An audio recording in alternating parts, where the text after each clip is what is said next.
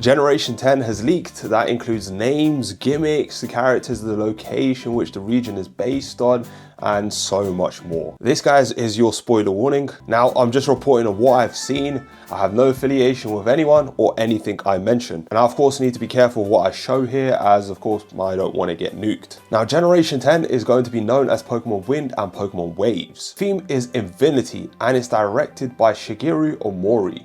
The setting for the game is Indonesia and Southeast Asia. Now, guys, there's a long script that talks about the theme Infinity for Generation 10, but I won't go over it as it's a bit tedious and I don't want to bore you guys. But there's one thing I will mention, and it says that people, nature, and Pokemon are connected.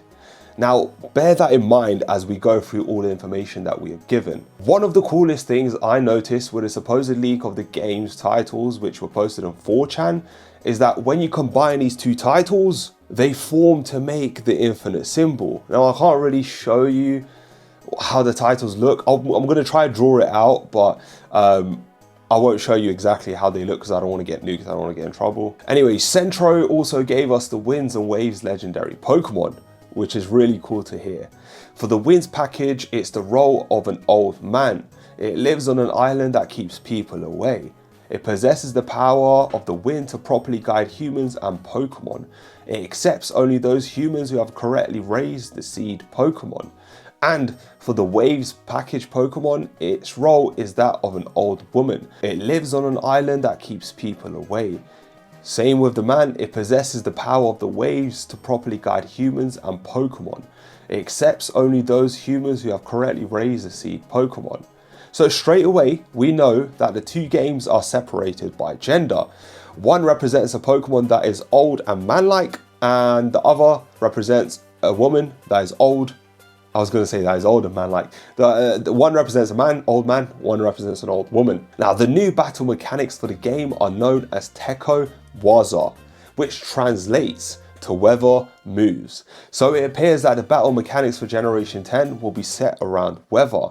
So maybe depending on where you are on the map, the Pokemon in your party will change forms, and each Pokemon could potentially have multiple forms. In Generation 10, there appears to be a new mechanic / type of special Pokemon called Seed Pokemon. A baby Pokemon of the seed species that could be found in resort areas. It is a rare sight in this land and no one has ever seen its evolved form. When it travels to the island where the main legendary resides, it begins to evolve. Its evolved appearance is said to have infinite variations. Straight off the bat, this whole gimmick, this whole concept of Generation 10 is to do with infinity. Evolution is infinite, growth is infinite, timeline is infinite, everything to do with the game is infinite. That's the whole gimmick of the game, and it sounds sick. There are also a few characters that were mentioned, but we'll only go over the main ones. Starting off with the protagonist, who lives in a big city known as hopefully I pronounced this right, Kuala Lumpur, which, if you guys don't already know, is the capital of Malaysia. Now, it says that they are a city kid and their mother wins a lottery and they are taken on vacation. Now, the mother is 33, lives in a city, works from home, whilst raising 2 children. It says she won the trip in a lottery and is taking a long vacation to relax. So far, we know the protagonist, we know the mum, and we know that the mum also has 2 children, one of which being us, and the other one is, of course, our sibling. So straight away, we know we also have a sibling in a game, which could potentially become a main rival in the game as well. Who knows, who knows? But aside from that, we are also given the name of the villainous team in the game. The evil villain team is called Land Development Team, a fox hire group that destroys nature to expand land for profit.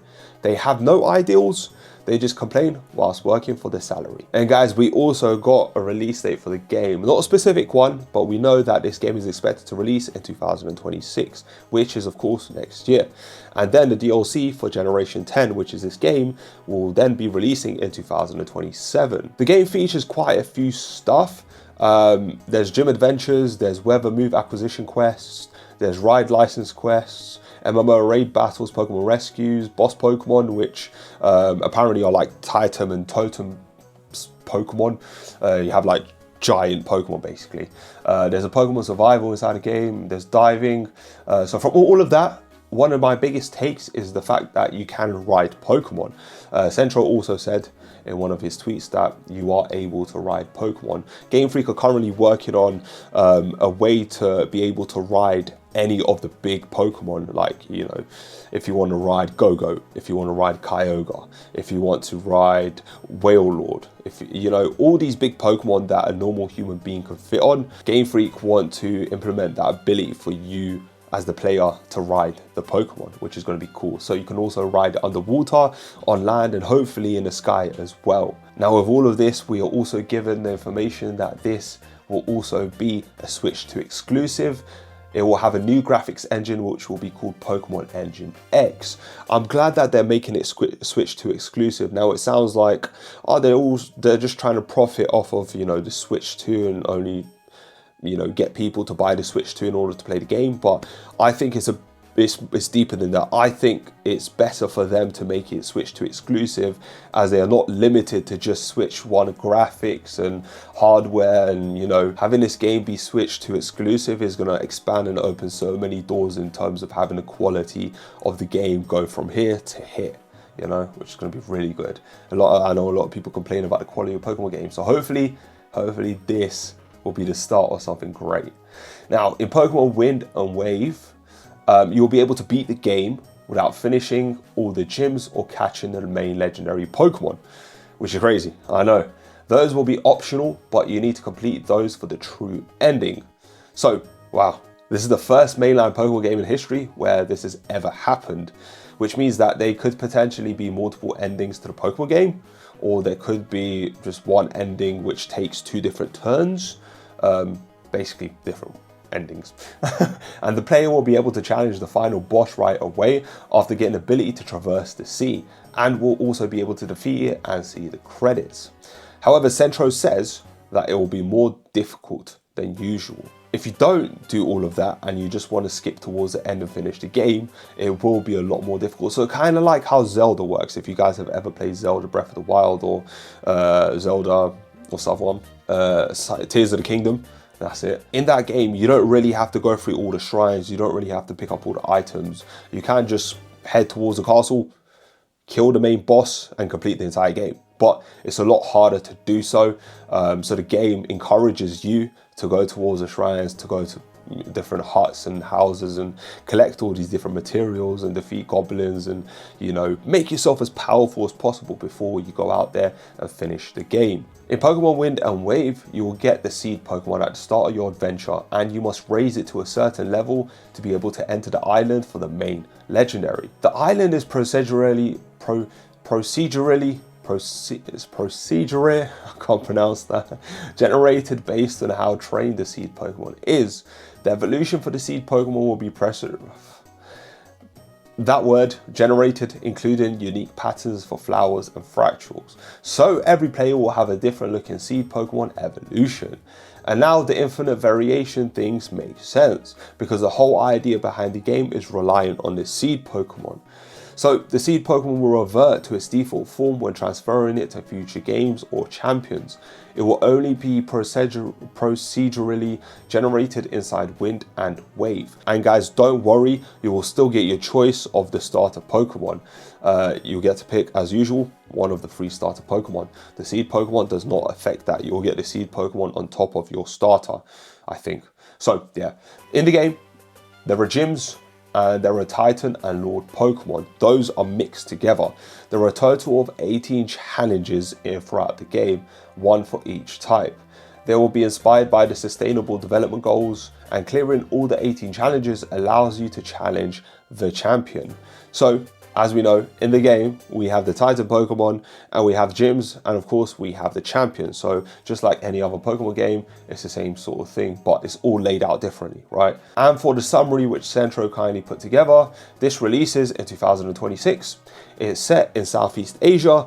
It explores, well, it allows you to explore the island, it allows you to explore underwater, and it's an open world game.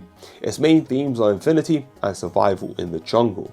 The procedural generation for islands, brand new graphics engine, and it's a Switch 2 exclusive, which Also means if you don't own a Switch 2, unfortunately you won't be able to play the game. As I said, it is a Switch 2 exclusive, but yeah, I'm glad that they made it Switch 2 exclusive because it opens so many more doors to having good quality gameplay. And last of all guys, according to Game Freak, they intend to mix open world plus MMO with Generation 10.